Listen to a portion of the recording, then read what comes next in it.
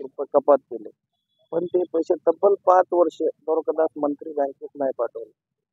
त्यामुळे त्या बँकेचे खाते तसेच चालू राहून आज तारखेमध्ये त्या बँकेचे 3,07,000 रुपये कर्ज झाले असून माझे वडील हे मृत्यू पावले असून त्यांचा वारस म्हणून बँकेने गार्निश ऑर्डर नावाची काहीतरी ऑर्डर पास करून माझे वेतन खाते हे 2 महिन्यापासून बंद केले आहे.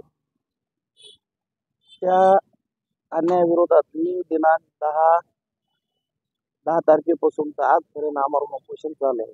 या आमरण उपोषण चालू असताना हे प्रशासन व इतर कुठल्याही प्रशासनामार्फत कुठलाही अधिकारी, कर्मचारी किंवा बँक अधिकारी कुणी आलेलं नाही. तर मला माझा न्याय देण्यात यावा.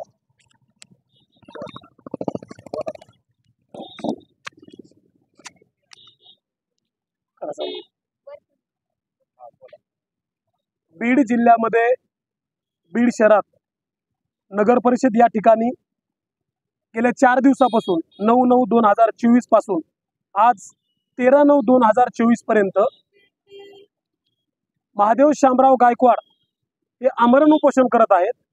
मात्र बीड नगर परिषदच्या CEO नीता अंधारे यांनी 4 दिवसापासून या आंदोलनकर्त्यांची भेट घेतलेली नाही. त्यांना लेखी स्वरूपाचं आश्वासन दिलेलं नाही. त्यांचं आंदोलन सोडलेलं नाही. आता जो मुद्दा त्यांनी सांगितला तो मुद्दा त्या अनुषंगाने ते या ठिकाणी आंदोलनास बसलेले आहेत. आम्ही ऑल इंडिया पॅन्थर सेनेच्या वतीने सर्व कार्यकर्ते पदाधिकाऱ्यांच्या समवेत या आंदोलनाला आम्ही आज भेट दिलेली.